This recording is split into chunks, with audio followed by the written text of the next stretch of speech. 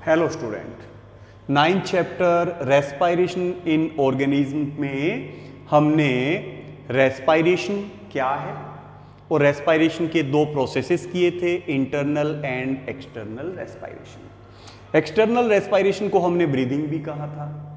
ये रेस्पायरेशन का एक छोटा सा स्टेप है जिसमें हम ऑक्सीजन रिच एयर को अंदर लेंगे, इनहेलेशन या इंस्पायरेशन, और कार्बन डाइऑक्साइड रिच एयर को बाहर निकालेंगे जिसको एक्सपायरेशन या एक्सहेलेशन कहेंगे। तो अभी हम इसके अंदर डिफरेंस करेंगे, differences between breathing and respiration. यहाँ पे ब्रीदिंग जिसको हमने एक्सटर्नल रेस्पायरेशन कहा है, रेस्पायरेशन मींस जिसको हमने इंटरनल या सेलुलर रेस्पायरेशन कहा है। तो breathing means external respiration, respiration means internal या सेलुलर रेस्पायरेशन। इनमें क्या डिफरेंस है? ब्रीदिंग एक फिजिकल प्रोसेस है जिसमें ऑक्सीजन और कार्बन डाइऑक्साइड का एक्सचेंज होता है। ब्रीदिंग में हम ऑक्सीजन रिच एयर को एटमॉस्फेयर से अंदर लेंगे और CO2 रिच एयर को हम बाहर निकालेंगे।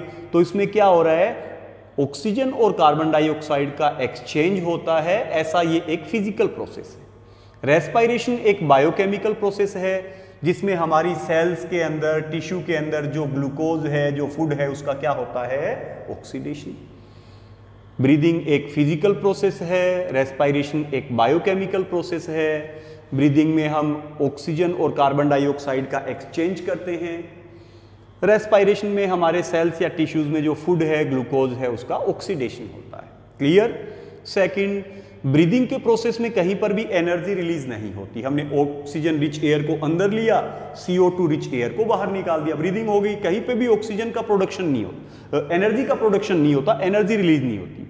सेलुलर रेस्पायरेशन में हमने क्या कहा है कि सेल्स में जो ग्लूकोज है, फूड है, उसका ऑक्सीडेशन है, तो क्या रिलीज होती है? एनर्जी रिलीज होती है। Energy is released in this process. Next, breathing में कोई रेस्पायरेटरी एंजाइम इन्वॉल्व नहीं होते क्योंकि कोई केमिकल प्रोसेस, कोई केमिकल रिएक्शंस यहाँ पे नहीं होती, तो कोई एंजाइम्स इन्वॉल्व नहीं होते। रेस्पायरेशन में जो सेल्स में जो फूड है, ग्लूकोज है, उसका ऑक्सीडेशन हो रहा है, केमिकल रिएक्शंस हो रही है, तो इसमें एंजाइम्स इन्वॉल्व होते हैं। Next, mode of breathing are different in different organism. अलग अलग ऑर्गेनिज्म में ब्रीदिंग के जो मोड है, जो मेथड है, वो अलग अलग है। प्लांट्स में अलग तरीके में है, एनिमल्स में अलग मोड से ब्रीदिंग होती है। Details of respiration are similar in every living cell whether of plants और एनिमल्स। रेस्पायरेशन या सेलुलर रेस्पायरेशन जो है वो एक सिमिलर वे में, किसी भी लिविंग सेल में एक सिमिलर वे में होता है, चाहे वो प्लांट की सेल है, एनिमल की सेल है, उसकी सेल में ये जो इंटरनल रेस्पायरेशन है, जो सेलुलर रेस्पायरेशन है, वो एक ही तरीके से होता है। Next, it take place between cells, organism and environment. ये किस किस के बीच में होगा? ये सेल्स या सेल्स के बना हुआ जो ऑर्गेनिज्म है और उसके इन्वायरमेंट के बीच में।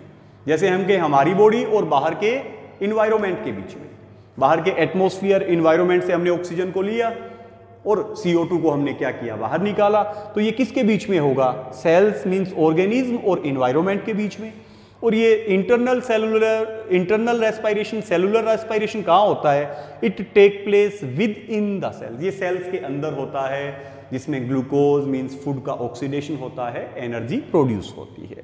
क्लियर है? एक्सटर्नल रेस्पायरेशन ब्रीदिंग और internal respiration cellular respiration means respiration में क्या क्या डिफरेंस है। अभी नेक्स्ट हमारा टॉपिक रहेगा breathing rate. What is breathing rate? The number of times a person breath in 1 minute is known as breathing rate. पहले तो ब्रीदिंग को आप जान ले क्या है। हमने एक्सटर्नल रेस्पायरेशन में किया था, ऑक्सीजन रिच एयर को अंदर लेना, इनहेलेशन, और फिर CO2 रिच एयर को बाहर निकालना, एक्सहेलेशन। तो ब्रीद क्या होगा? ऑक्सीजन रिच एयर को अंदर लेना, इनहेलेशन, CO2 रिच एयर को बाहर निकालना, एक्सहेलेशन। तो एक ब्रीद का मीन्स इनहेलेशन और एक्सहेलेशन। तो किसी भी पर्सन में 1 मिनट के अंदर वो कितनी बार ब्रीथ कर रहा है, कितनी बार ऑक्सीजन रिच एयर को अंदर ले रहा है, CO2 रिच एयर को बाहर निकाल रहा है, वो ब्रीदिंग रेट है। एक नॉर्मल ह्यूमन में ये ब्रीदिंग रेट कितनी होगी, 15 to 20 टाइम्स पर मिनट। यानी हम पर मिनट में 15 to 20 times oxygen rich air को अंदर लेंगे, इंस्पायरेशन, CO2 रिच एयर को बाहर निकालेंगे, क्योंकि एक इनहेलेशन और एक एक्सहेलेशन को हम एक ब्रीथ कहेंगे। तो कितनी होगी एक नॉर्मल पर्सन में पर मिनट 15 to 20 टाइम्स होगी। लेकिन अगर हम रनिंग कर रहे हैं, कोई फिजिकल वर्क कर रहे हैं, जैसे एक्सरसाइज वगैरह कर रहे हैं, तो ब्रीदिंग रेट जो है वो इंक्रीज हो जाएगी। नॉर्मल जहां पर मिनट 15 to 20 है, वो इंक्रीज होकर कितनी हो जाएगी, जब हम रनिंग करेंगे, कोई हैवी फिजिकल वर्क करेंगे, तो 25 ब्रीथ पर मिनट भी हो जाएगी। क्यों होगी? क्योंकि जब हम रनिंग करेंगे, जब हम हैवी फिजिकल वर्क करेंगे, तो हमें एक्स्ट्रा एनर्जी चाहिए। We require extra energy. While breathing fast we are consuming more oxygen which is utilised in breaking down the food to release energy. क्योंकि जब हम रनिंग करेंगे, हैवी फिजिकल वर्क करेंगे, तो हमें ज़्यादा एनर्जी की रिक्वायरमेंट होगी, तो इसमें हमारी ब्रीदिंग रेट जो है वो इंक्रीज हो जाएगी, ज़्यादा ऑक्सीजन सेल्स तक पहुंचेगी और उसको यूज़ किया जाएगा फूड मीन्स ग्लूकोज के ब्रेकिंग डाउन में। और जितना ज़्यादा फूड का ऑक्सीडेशन होगा, ब्रेकिंग डाउन होगी, उतनी ही ज़्यादा हमें क्या मिलेगी, एनर्जी मिलेगी। When a person is sleeping, जब कोई पर्सन स्लीपिंग कर रहा है, then the breathing rate is very less as compared to the person who is awake and doing some work। अब एक कोई पर्सन अवेक है, कोई फिजिकल वर्क कर रहा है, उसमें ये जो ब्रीदिंग रेट है वो ज़्यादा है, और एक स्लीपिंग कर रहे पर्सन में ये ब्रीदिंग रेट उसके कंपैरेटिवली काफ़ी कम है। क्योंकि जब हम स्लीपिंग करेंगे तो हमारी एनर्जी की रिक्वायरमेंट बहुत कम हो जाएगी, तो हमारी स्लीपिंग रेट कम हो जाएगी। इसके अपोजिट जब हम कोई वर्क कर रहे हैं तो ऑक्सीजन की जो रिक्वायरमेंट है वो ज़्यादा होगी, तो जो ब्रीदिंग रेट है वो इंक्रीज हो जाएगी। The breathing rate of a person is not constant. अब ऐसा नहीं है कि किसी भी पर्सन के अंदर जो ब्रीदिंग रेट है वो एक जैसी रहेगी, कॉन्स्टेंट नहीं होती कभी भी। It changes according to the oxygen requirement of the body. अब ये कैसे चेंज होगी? किसी भी पर्सन की ब्रीदिंग जो रेट है वो कांस्टेंट एक जैसी नहीं होती, कभी बढ़ जाएगी, इंक्रीज हो जाएगी, कभी डिक्रीज हो जाएगी। किस पे डिपेंड करेगा? ये उस पर्सन की बॉडी की ऑक्सीजन रिक्वायरमेंट पे, कि अगर उसको स्लीपिंग कर रहा है तो उसकी बॉडी की ऑक्सीजन की रिक्वायरमेंट कम है, ब्रीदिंग रेट कम हो जाएगी। अगर कोई वर्क कर रहा है तो उसकी ऑक्सीजन की रिक्वायरमेंट, बॉडी की ऑक्सीजन रिक्वायरमेंट इंक्रीज हो जाएगी, तो उसमें ब्रीदिंग रेट जो है वो इंक्रीज हो जाएगी।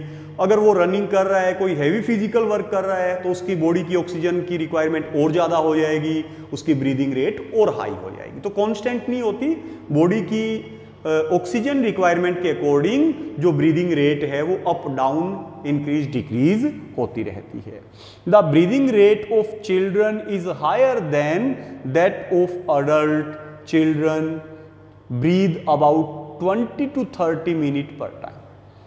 अब एक अडल्ट यानी एक बड़े पर्सन के कंपैरेटिवली बच्चों के अंदर जो ब्रीदिंग रेट है वो हाई होती है, क्योंकि एक बड़े पर्सन, अडल्ट पर्सन के कंपैरेटिवली बच्चे ज़्यादा एक्टिव है, उनकी बॉडी की ऑक्सीजन की रिक्वायरमेंट ज़्यादा है, तो उनकी ब्रीदिंग रेट भी क्या होती है, एक अडल्ट एक बड़े पर्सन से हाई होती है। जहां नॉर्मल अडल्ट पर्सन में ब्रीदिंग रेट पर मिनट 15 to 20 है, वो बच्चों में कितनी होती है, 20 to 30 टाइम्स पर मिनट है।